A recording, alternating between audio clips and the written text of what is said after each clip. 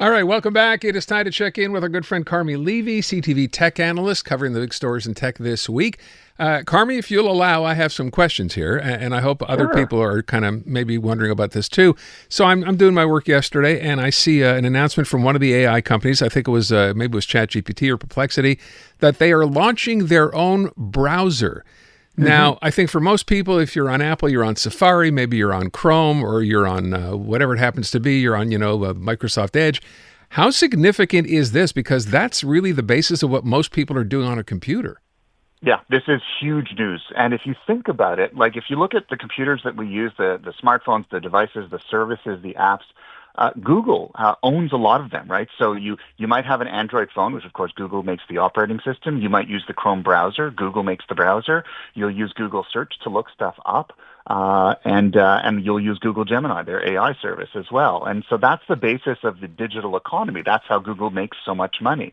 Well, if OpenAI, and OpenAI is the company that is saying it's going to introduce a new browser, they don't want to sort of be stuck in Google's world. And as the market shifts away from search toward AI, OpenAI is saying, well, don't use Google Chrome, use ours. And remember, a few months ago, they introduced their own search engine, SearchGPT, which is now part of ChatGPT. So think about it now. When you're online and you go looking for stuff, you no longer, for most of us, we no longer have to go to Google Search anymore. We just use a chatbot. And if OpenAI can get us to switch over from Google Chrome to their browser, that kind of breaks Google's monopoly, and it breaks the way the internet works now, the way money is made. And that is a massive shift. It essentially means the search era is over, and the era of AI is just getting underway. I'm wondering, though, does that mean for most people, the idea of using another company's browser when you've gotten so used to using one particular one over the years, is it going to get me somewhere faster? I mean, where's the advantage in here as you might see it? The advantage is that when OpenAI builds its own browser, it will be optimized for the AI world, whereas Google Chrome, which has been around since 2008, simply wasn't. The architecture of Google Chrome really isn't AI optimized, and so OpenAI is going to say, you want a real AI experience? Go with ours. And I remember when Google Chrome came out, it took a couple years for Google to convince everyone to download its browser, and of course now it's the dominant one. OpenAI is basically ripping a page from Google's rulebook and saying, now's the time for another change. It's been 17 years. The world has changed.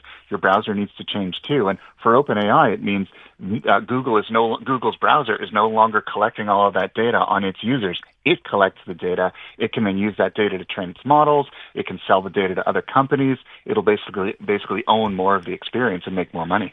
Would you switch? Oh, I would certainly give it a try. As Okay. soon as it's available, I will download it just, because of the work that I do. Well, will that become my normal everyday thing? Well, a lot of it depends on how well it's designed, whether it's reliable, whether it's fast. My message to OpenAI is impress me, and I might stick with you. Fair enough. All right, let me go to the other story here. We want to talk about this. We were talking about Amazon Prime Days, and of course here in Quebec, bit of a different situation. We're being urged, of course, not to shop on Amazon because of the way they treated employees here, shutting down their plant. What's this investigation going on in Canada with respect to Prime Days, which are on right now on Amazon? So the Competition Bureau, they got a court order earlier this week that essentially allows it to require Amazon to hand over its files. So things like emails, messaging, documents, things like that.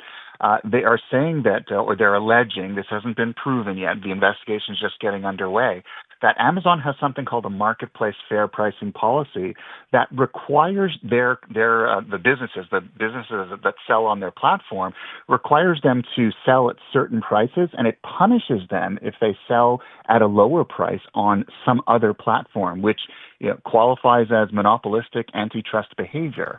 And so they're saying, Amazon, open up your books, we're going to read them, and we're going to investigate and see if you've been breaking the law and if you're behaving like a monopolist. So it's still early days yet, but Amazon might be about to get its hand slapped by the Competition Bureau, and I'm thinking this is long overdue. There are a lot of small businesses that use Amazon and other platforms like it who aren't too happy that the rules are really draconian and they get punished if they violate them. And if you're a small business in Quebec, you really can't afford to have a multi-billion-dollar global company behaving in that way. So even a little guy here, I mean, if you're selling on Amazon, the contention is that they're not going to let you sell anywhere else, and if you do, they won't let you on their site to sell? That is exactly it. Wow. They will track your activity on other platforms. So let's say you're listing something. Let's say you sell a product, and to your customers, and you list it on Amazon, and you also list it on eBay. And if the eBay price is below that level, Amazon will find out about it. They'll use artificial intelligence to scan, and you will be punished.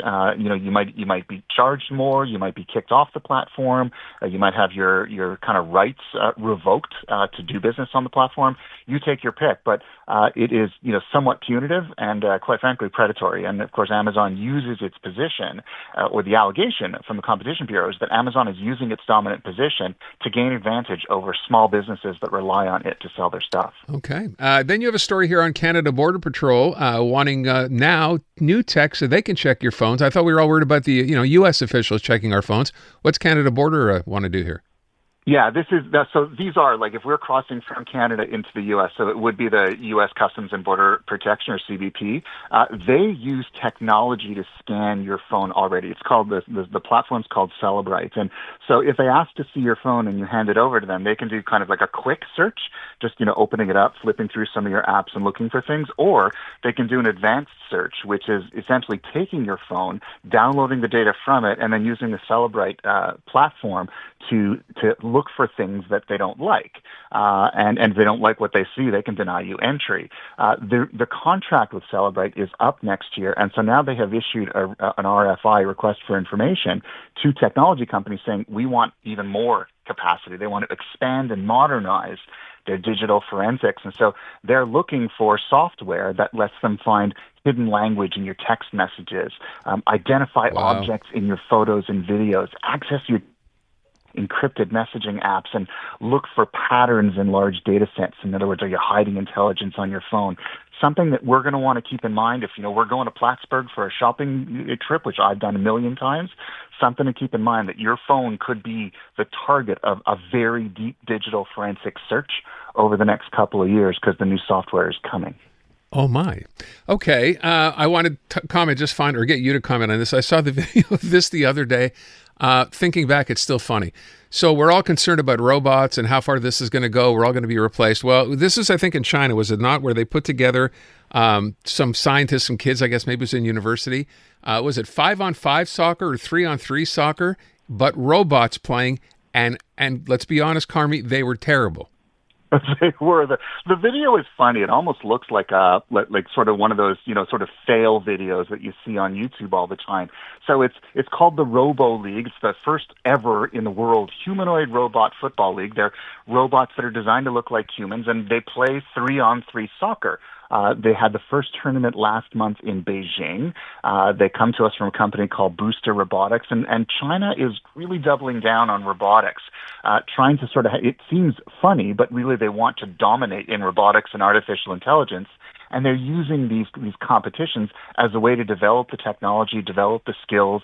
They're university students who are building these things and operating them. And right now, the videos that they fall down, you can replace them with another robot if it breaks, but they run into each other. They get confused. They run off the field. It's kind of hilarious, but it's almost like version 1, right? It isn't quite there yet, but I'm willing to bet 6 months from now, a year, whatever, this technology will get better, and eventually they're going to use these seemingly trivial competitions as a way of achieving robotic and AI dominance. So definitely something to watch, even if it looks a little funny for now. Seems to me they have a long, long way to go, as you said. It was more fun to watch them running into each other, one robot stepping on another robot's head. I mean, there's some exciting stuff going on here. So for people who haven't seen that, by the way, if you want to see it, where would you go look that up? Like, is a particular website? Find it on YouTube?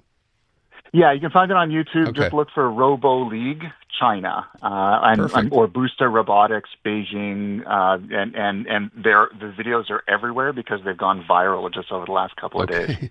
Fun to watch at least once. Finally, real quick, what's the story over to Wimbledon? Wimbledon's going on right now. Tennis championship. What happened? Yeah, so there was basically they were using a technology to determine if the ball went over the line. It was to help the umpires, but someone accidentally turned it off in the middle of a match, and the umpire wasn't aware of it. and one of the players, the call went against her, and she lost one of her games because of it. And she complained to the officials. She said the game was stolen from her. The officials agreed with her, apologized to her. She eventually won the entire match. So, it didn't change the final outcome, but it really did illustrate the limitations of technology. The technology didn't fail. The humans who use it did, because somebody accidentally hit the off switch in the middle of one of the highest profile games at Wimbledon, which is kind of hilarious. I think they really need to retrain their umpires on how to use this technology. Damn humans. All right. Carmi Levy, our CTV tech analyst. Thank you, Carmi. Appreciate it, Aaron. Take good care. Let's